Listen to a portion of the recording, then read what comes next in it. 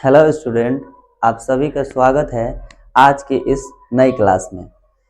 देखिए, हम लोग 2024 के प्रथम पाली में जो भी क्वेश्चन पूछा था लघुत्तरीय में, मतलब 2 नंबर में, उसमें हम आप लोगों को 30 प्रश्न करा चुके हैं। आज हम लोग स्टार्ट करेंगे 2024 सेकेंड पाली में जो भी क्वेश्चन पूछा है वो आज से हम लोग स्टार्ट कर रहे हैं। और यहाँ पर 1 नंबर क्वेश्चन लिखा हुआ है, ठीक। लघुत्तरीय 2024 ये द्वितीय पाली, मतलब द्वितीय पाली में जो भी क्वेश्चन पूछा है अब हम लोग उसको करेंगे। फर्स्ट पाली का हम 6 पार्ट में करके, लगभग 5-6 पार्ट है, उसमें हम आप लोगों को करा चुके हैं, ठीक है। तो स्टार्ट कीजिए और आप लोग ध्यान से देखिए, बहुत हार्ड क्वेश्चन इसमें नहीं पूछा है, एकदम आसान पूछा है। कहीं कहीं पे कोई मतलब कि हार्ड हो सकता है, तो कोई दिक्कत नहीं है। अगर आप पूरा बुक सही से पढ़े हैं तो आपको कहीं कोई प्रॉब्लम नहीं आएगा, ठीक है। चलिए स्टार्ट करते हैं। क्वेश्चन पढ़िए तो क्या कह रहा है।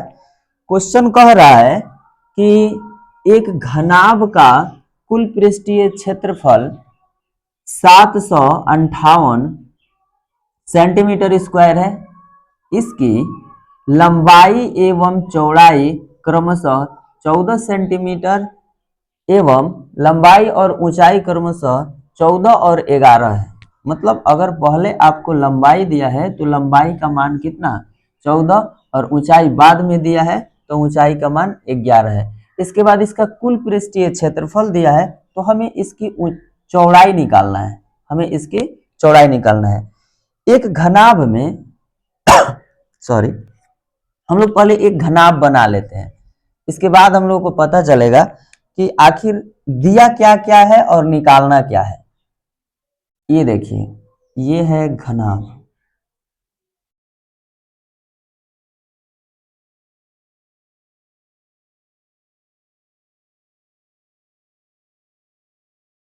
बन गया। ये है घनाभ। घनाभ में आपको लंबाई दिया है, लंबाई कितना दिया है 14, मतलब एल का मान आपको 14 सेंटीमीटर। इसके बाद ऊंचाई यानी कि एच का मान आपको दिया है 11 सेंटीमीटर, 11 सेंटीमीटर। और आपको चाहिए बी यानी कि ऊंचाई यानी कि चौड़ाई, ठीक है।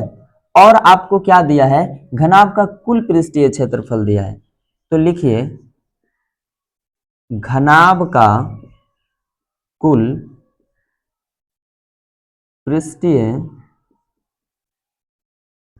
क्षेत्रफल बराबर कितना है 758 सेंटीमीटर स्क्वायर। घनाभ का कुल पृष्ठीय क्षेत्रफल का सूत्र क्या होता है, घनाभ के कुल पृष्ठीय क्षेत्रफल का सूत्र होता है 2 इंटू एल गुना बी, मतलब लंबाई गुना चौड़ाई प्लस चौड़ाई गुना ऊंचाई प्लस ऊंचाई गुना लंबाई, ठीक है। तो उसी को लिखिए, क्या होगा 2 इंटू एल गुना बी, बी गुना एच और एच गुना एल, मतलब 2 गुना 2, ब्रैकेट को गुना ही पढ़ा जाता है, तो 2 इंटू लंबाई गुना चौड़ाई प्लस चौड़ाई गुना ऊंचाई प्लस ऊंचाई गुना लंबाई, ठीक। और बराबर में आपको क्या मिला है 758 सेंटीमीटर स्क्वायर, ठीक है। 2 इंटू लंबाई कितना है जी 14, ठीक है। चौड़ाई हमें निकालना है, फिर से चौड़ाई हमें निकालना है। ऊंचाई कितना है 11 और फिर से ऊंचाई 11 और एल का मान कितना है जी 14 और यहाँ 758 सेंटीमीटर स्क्वायर। तो यहाँ से 2 इंटू ये हो गया 14b प्लस ये हो जाएगा 11b और आप 14 गुना 11 कर दीजिए, 14 गुना 11 4 5 1, मतलब 154 और बराबर में क्या हो जाएगा 758। अच्छा एक बात है, ये गुना में है, उधर भेजेंगे तो भाग में हो जाएगा, तो यहाँ से 2 हट जाएगा। ये गुना में है, ये पूरे पार्ट के साथ ये 2 गुना में है, बराबर को उधर भेजेंगे भाग में। अब यहाँ से एक बात समझ में आता है कि अगर हम ये b है दोनों एक जाति का है तो दोनों को हम लोग जोड़ देंगे। 11 11b और 14b, 11b और 14b मिल करके कितना हो जाएगा 25b। ठीक है, इसके बाद ये हो गया 154, 2 से भाग दे दीजिए, 2 तिया 6, 1 जाएगा 15, 7 दूना 14, 1 गया 9 दूना 18, ये कट गया 779, 25b 379, 300 और ये प्लस में उधर जाएगा तो 154 माइनस में। एक काम कीजिए, 379 में 154 घटा दीजिए, तो यहाँ से 9 में से 4 जाएगा, दिख रहा है ना, 9 में से 4 जाएगा तो 5 बचेगा, 7 में से 5 गया 2 बचेगा, और 3 में से 1 जाएगा तो 2 बचेगा, मतलब 225। ठीक है, b बराबर 225 और बटे में 25, कितना बार में कट जाएगा जी, ये 9 बार में कट जाएगा। अब भाग दे, क्योंकि 25 चौके 100, 25 चौके 100, तो कितना हो जाएगा 200, एक बार में 25, तो 4 4 8 और 1 9, 9 बार में कट गया, यानी 9 सेंटीमीटर आपका यहां से b का मान आ गया। सवाल यही कह रहा था, आप लोग ध्यान से देख लीजिए, बहुत आसान है। आप अगर ऐसे डायग्राम बना करके प्रोसेस से कीजिएगा तो आपको पक्का है 2 नंबर आराम से मिल जाएगा। ठीक है, और ये आप रफ में कीजिएगा। ठीक है, चलिए देखते हैं अगला प्रश्न।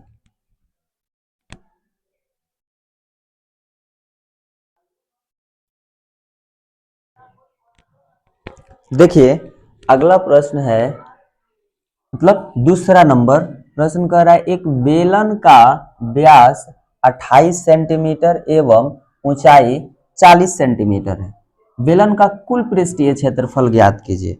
मतलब आपको दिया है क्या, बेलन का व्यास दिया है और ऊंचाई दिया है। आप सबसे पहले क्या कीजिए, आप सबसे पहले एक बेलन बना लीजिए।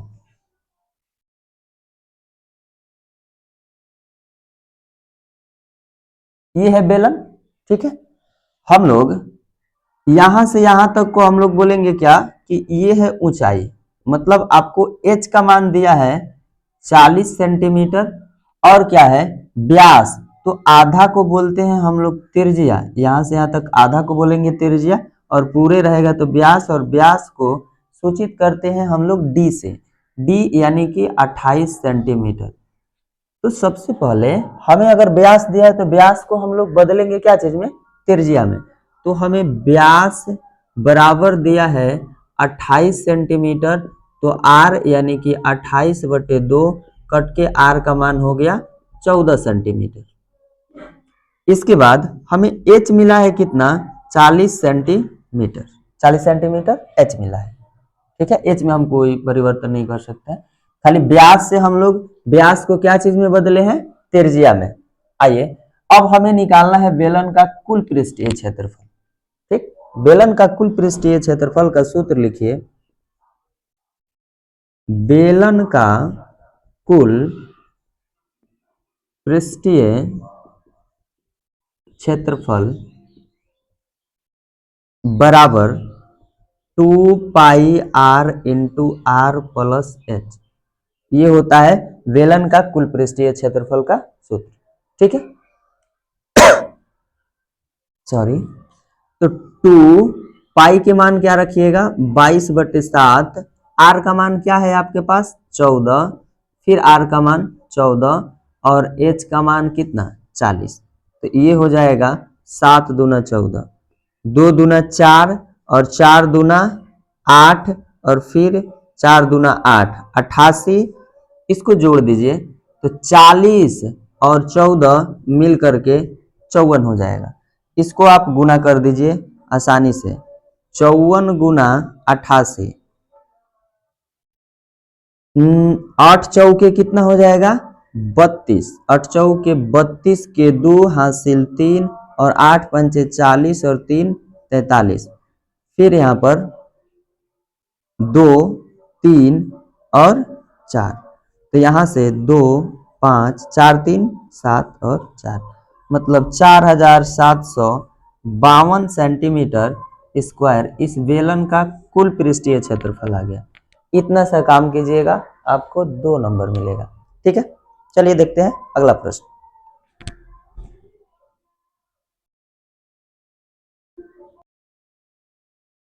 देखिए, है अगला जो प्रश्न वो है तीसरा।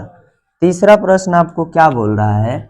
ये बोल रहा है कि एक शंकु के आधार की त्रिज्या 5.25 सेंटीमीटर है एवं तिर्यक ऊंचाई 10 सेंटीमीटर है। सबसे पहले आप एक शंकु बना लीजिए। ये है एक शंकु,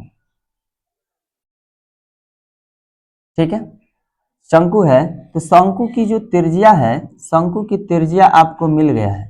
शंकु की त्रिज्या 5.25 सेंटीमीटर है।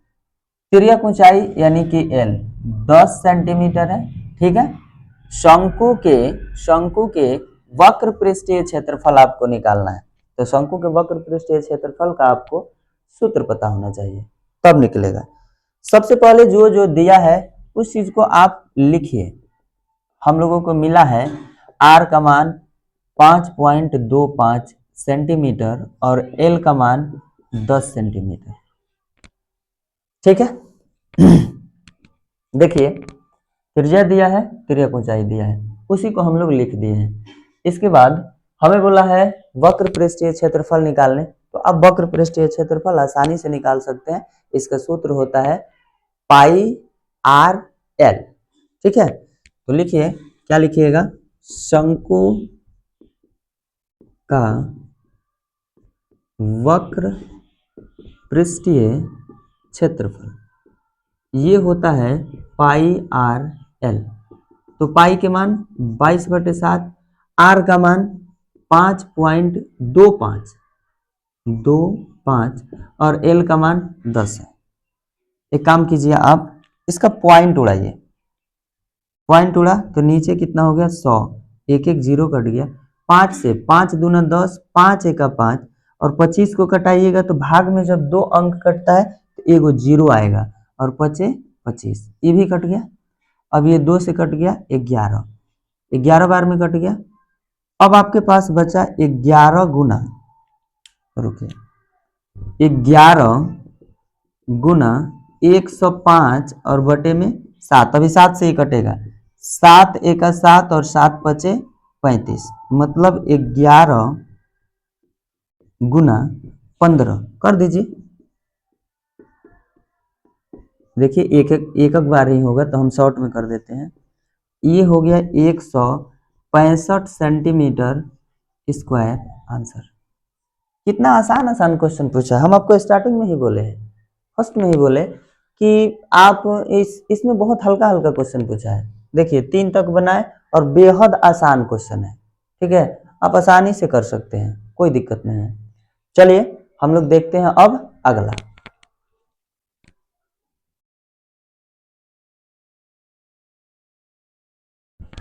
आइए चौथा क्वेश्चन करते हैं। बेहद आसान और समझने में बहुत मतलब कि ज्यादा आपको दिक्कत नहीं आएगा। बेहद आसान है, खाली देखने में आपको भारी भरकम सा लग रहा है, लेकिन है क्वेश्चन एकदम हलवा। ठीक है, देखिए ध्यान से क्या कह रहा है। कह रहा है कि त्रिभुज ABC में एंगल C जो है वो 90 डिग्री है। तो सबसे पहले तो हम लोग एक त्रिभुज बनाते हैं। हमारे पास ये है एक त्रिभुज, इसका नाम है AB और C। ठीक है, ABC में एंगल C जो है वो 90 डिग्री है। तो यहाँ पर C लगाइए और यहाँ पर आप B लगाइए। C पर 90 डिग्री। क्लियर है? आगे पढ़िए। तथा P और Q क्रमशः भुजाएं CA और CB, ये है CA और ये है CB। इधर से जाइएगा तो CA और इधर से जाइएगा तो CB, मतलब ये पहले वाले भुजा पर है। ठीक है, पहला वाला मतलब P जो है वो CA पर है। वो भी क्या, ये मध्य बिंदु है। मध्य बिंदु मतलब एकदम बीच में, यहाँ पर P। और ये दूसरा वाला है आपका क्यू किस पर, सीबी पर, मतलब इस जगह पे, यहां पर है क्यू, ठीक है। और ये मध्य बिंदु है, इस बात पर आप लोग ध्यान दीजिएगा कि ये क्या है, मध्य बिंदु है। तो सिद्ध करना है हमें फोर ए क्यू, किधर है, ए से क्यू, ए क्यू बोल रहा है तो हमें ए क्यू को जोड़ना पड़ेगा, जोड़ देते हैं, ए क्यू को जोड़ना पड़ेगा तब तो ए क्यू भुजा मिलेगा, ठीक है। इसके बाद ए सी, ए सी मतलब ए सी तो हमारे पास है ही, कोई दिक्कत नहीं है, बी सी भी हमारे पास है, हो जाएगा, काम हो जाएगा बहुत आसानी से, ध्यान से समझिए। तो हम लोग लिखेंगे यहां पर हल, ठीक है। हम ये बड़ा वाला त्रिभुज नहीं लेंगे, हम सिर्फ इतना सा त्रिभुज लेंगे, सिर्फ इतना सा, ठीक है। इसमें क्या होगा ये समझिए, हम लोग लिखेंगे कि त्रिभुज ए सी क्यू में, ए सी क्यू में क्या पाइथागोरस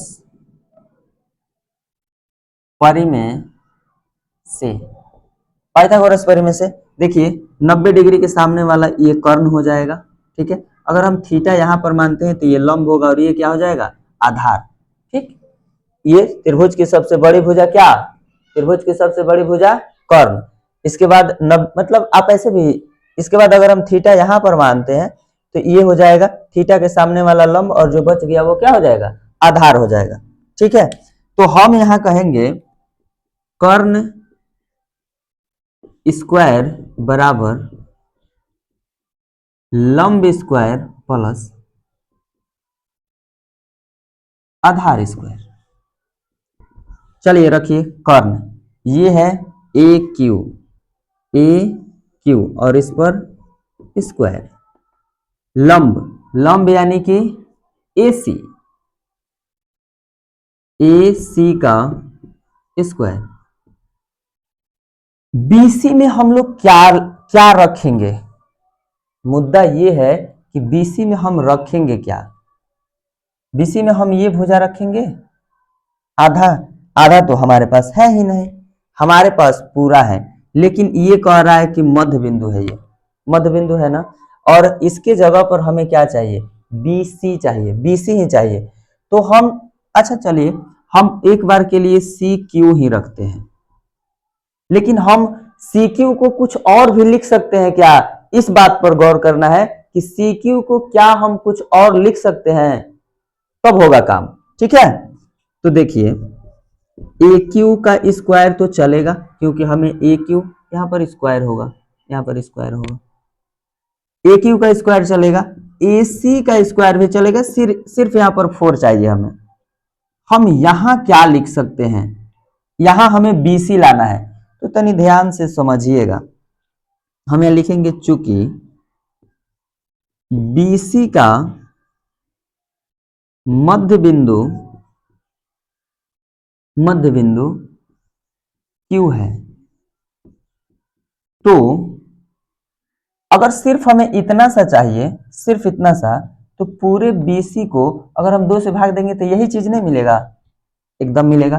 देखिए अगर यहां से यहां तक 10 है, इसका नाम है ए बी और ये है पी, ठीक है।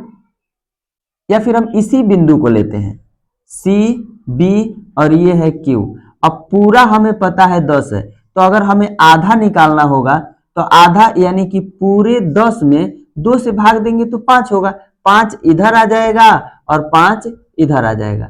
इसका मतलब यह है कि पूरे बीसी में, अगर हम पूरे बीसी में 2 से भाग दे देंगे तो हमें यही वाला भुजा आएगा, मतलब हम क्यू सी क्यू या क्यू सी एक ही बात है, तो क्यू सी या सी क्यू के जगह पर हम बी सी बटे 2 भी लिख सकते हैं, क्या नहीं लिख सकते हैं, इस आधार पर बी सी बटे 2 करेंगे तो हमें क्यू सी ही मिल जाएगा, ठीक है। जैसे कि पूरे 10 है और 10 को आधा करने के लिए, क्यों, क्योंकि क्यू मध्य बिंदु है, तो मध्य बिंदु है तो इधर भी आधा में बटेगा और इधर भी आधा में बटेगा, ऐसा होता है। तो अगर बट रहा है तो हम 2 से भाग देंगे तो 5 सेंटीमीटर इधर और 5 सेंटीमीटर इधर हो जाएगा, तो अगर हम भाग देकर के बांट के ना लिखें और सीधा इसको हम 10/2 भी तो लिख सकते हैं। 5 को हम और क्या लिख सकते हैं, 5 को हम बदल के 10/2 लिख सकते हैं। ठीक है, तो QC के जगह पर हम क्या लिखेंगे, BC और बटे में 2 और इस पर स्क्वायर। चलिए आगे, AQ का स्क्वायर और AC का स्क्वायर और प्लस यहां BC का स्क्वायर और 2 दूना क्या हो जाएगा 4। AQ का स्क्वायर यहां पर 1, ये ले लीजिए 4, तो ये हो जाएगा 4AC का स्क्वायर और 4 से 4 कटेगा तो BC का स्क्वायर। देखिए यहां पर 1 मान लीजिए, ये 4 से गुना होगा तो AQ का स्क्वायर बराबर 4AC का स्क्वायर और BC का स्क्वायर। देख लीजिए, हमें यही चीज सिद्ध करना था। यहाँ पर 1 है जी और 4 को थोड़ा ऊपर लिखिए। देख लीजिए, 4AQ का स्क्वायर 4AQ का स्क्वायर, 4AC का स्क्वायर 4AC का स्क्वायर और ये हो गया BC का स्क्वायर। देखिए कितना आसान है कि नहीं? देख लीजिए, बहुत आसान है। ठीक है, चलिए अब हम लोग करेंगे अगला।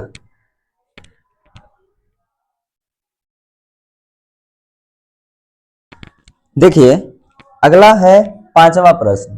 ठीक, 5वां प्रश्न कह रहा है यदि बिंदु ए B और C से समदूरस्थ हो तो x का मान निकालें। मतलब A का निर्देशांक है x,2, B का निर्देशांक है 8,-2 और C का निर्देशांक है 2,-2। मतलब ये जो A बिंदु है वो B और C से समदूरस्थ है। सम मतलब समान दूरी पर है। ठीक है, समदूरस्थ का मतलब है सम माने समान और दूरस्थ का मतलब है समान दूरी पर है। ठीक है, तो एक रेखा बनाते हैं हम लोग। मतलब हमारे पास 3 बिंदु है। देखिए इसको हम जोड़ देंगे, जोड़ने से क्या, ये है B और यहाँ पर है C और A जो है दोनों से समान दूरी पर है। B का मान है 8,-2 और C का मान है 2,-2 और A जो है वो x,2 है। ठीक है, समान दूरी पर है मतलब AB बराबर AC होगा। AB बराबर, आप ध्यान से समझिएगा, AB बराबर क्या है AC। अगर ऐसा है तो हम लोग बोलेंगे AB के बीच की दूरी, अगर AB बराबर A से B तक और A से C तक की दूरी आपस में बराबर है तो हम यहाँ पर दूरी सूत्र का इस्तेमाल करेंगे। हम कहेंगे AB के बीच की दूरी बराबर AC के बीच की दूरी। ठीक है, तो AB के बीच की दूरी क्या है भाई, दूरी सूत्र होता है √x2 - x1 का होल स्क्वायर और y2 - y1 का होल स्क्वायर बराबर, यहाँ पर अंडर रूट लगाएंगे फिर से x2 - x1 का whole square plus y2 - y1 का होल स्क्वायर। ठीक है, इसके लिए 2 अलग अलग बिंदु है। हम पहले इसके लिए उधर बिंदु साइड में लिख रहे हैं और उसका नाम भी लिखेंगे। हम यहाँ पर पहले आप लीजिए B बिंदु, B जो है हमारे पास 8,-2 है और इसके बाद हम लोग लेंगे A, तो A है x,2, तो ये हो जाएगा x1 और ये हो जाएगा x2, ये होगा y1 और ये होगा y2। इधर वाला के लिए हो रहा है, AB का बात हो रहा है, A से B तक का। सबसे पहला काम तो आप एक कर सकते हैं कि इस रूट को उधर भेजिएगा तो ये स्क्वायर बनेगा और स्क्वायर से रूट हट जाएगा, मतलब हम इस रूट से रूट को कटा सकते हैं। ठीक है, अब देखिए x2 माइनस x1 यानी कि x माइनस 8 और इस पर square plus y2 minus y2 का मान है 2 और y1 का मान है कितना, माइनस का 2, तो माइनस माइनस हो जाएगा प्लस और इस पर स्क्वायर। अब हम बात करेंगे किसका, a से c का। तो a का तो सेम यहाँ पर खाली 1 और 1 हो जाएगा और यहाँ हम लगा देंगे c, और c का है 2 कोमा माइनस का 2, 2 कोमा माइनस का 2, तो ये हो जाएगा x2 और ये हो जाएगा y2। अब इसका काम खत्म हो गया, हम a से c का बात कर रहे हैं, a से c का, ठीक है। तो यहां पर y2 का मान क्या है, 2 है, और y1 का मान क्या है, x है, और इस पर स्क्वायर प्लस y2 का मान क्या है, माइनस का 2, और y1 का मान है प्लस का 2। मान रख दिए। अब आपको हल करने में कोई दिक्कत नहीं है, अब आप आसानी से हल कर सकते हैं। देखिए a माइनस बी के होल स्क्वायर, तो लगाएंगे a स्क्वायर माइनस 2, सूत्र से a की जगह पर x है और b की जगह पर क्या है, 8 है, और 8 का स्क्वायर, ये 2 और 2 मिलके क्या हो जाएगा, 4 का स्क्वायर। ये भी a माइनस बी के होल स्क्वायर है, तो 2 का स्क्वायर माइनस 2, a का मान 2 है और b का मान x है, और फिर x पर स्क्वायर प्लस 2 और 2 जुट करके माइनस का 4 का स्क्वायर हो गया। अब आप इसको यहां से लिखिए, x गुना x स्क्वायर माइनस 8 दूना 16x और 8 8 64, और फिर 2 4 चौके 16, फिर ये 2 दूना 4 माइनस रहेगा 2 दूना 4x और x गुना x स्क्वायर, और ये समघात है तो माइनस खत्म हो जाएगा, तो माइनस माइनस प्लस हो जाएगा, माइनस माइनस प्लस, और प्लस गुना प्लस तो फिर प्लस ही होगा, 4 चौके 16। देखिए इधर कोई जुटने वाला है, हम जोड़ेंगे नहीं, सबको इधर लाइए, कुछ कुछ कट जाएगा भाग, x 16x 64 और यहाँ पर 16, ये प्लस में इधर आया माइनस में, ये माइनस में है तो प्लस में, ये माइनस में है, प्लस में है तो माइनस में, और जो माइनस में है वो प्लस में। अब देखिए बराबर में 0 बच गया, 16 से माइनस 16 और ये प्लस 16 कट गया, एक्स स्क्वायर से एक्स स्क्वायर, क्योंकि ये प्लस में माइनस में है, कट गया। इसके बाद देखिए एक्स जाति वाला 16 माइनस का 16 एक्स में से 4 को घटेगा तो कितना बचेगा, माइनस का 12 एक्स बचेगा। ये दोनों का काम हो गया, बचा है ये दोनों, तो इसको भी आप जोड़ दीजिए, नहीं घटा दीजिए, 64 में से 4 घटेगा तो 60 बचेगा, और बराबर में कितना आ गया, 0, ठीक है। तो माइनस का 12 अपनी जगह पर रहेगा, ये बराबर में, बराबर के इस साइड प्लस में, उधर भेजेंगे तो माइनस में हो जाएगा, तो यहां पर हो गया आपका 60, माइनस से माइनस कट जाएगा, x बराबर 60/12, ठीक है, 12 पंचे 60, मतलब x का मान कितना आ गया, 5 आ गया। देखिए बहुत आसान है, बहुत ज्यादा आसान है, ठीक है। चलिए करते हैं हम लोग अगला, या फिर आज की क्लास हम लोग यहीं पे खत्म करते हैं, बहुत ज्यादा बड़ा वीडियो हो जाएगा तो फिर दिक्कत है, आप लोग थोड़ा थोड़ा ही करके पढ़िए, और हम लोग एक दिन में 5 क्वेश्चन ही करेंगे, आगे फिर आगे के क्लास में आपको 6वां 7वां 8वां 9वां और 10वां मिलेगा। ये आज की क्लास है, कल आपको वो वाला वीडियो मिलेगा, मतलब आगे 5 से 10 तक, ठीक है। तो चलिए हम लोग मिलते हैं अगले क्लास में। अगर आपको ये वीडियो अच्छा लगे तो चैनल को सब्सक्राइब कीजिए, ठीक है, लाइक कीजिए, शेयर कीजिए, कमेंट कीजिए, अपने दोस्त यार को जरूर बताइए ताकि वो भी पढ़ करके और इसका फायदा उठा सके, ठीक है। और भाई को सपोर्ट कीजिए, तब तक के लिए धन्यवाद।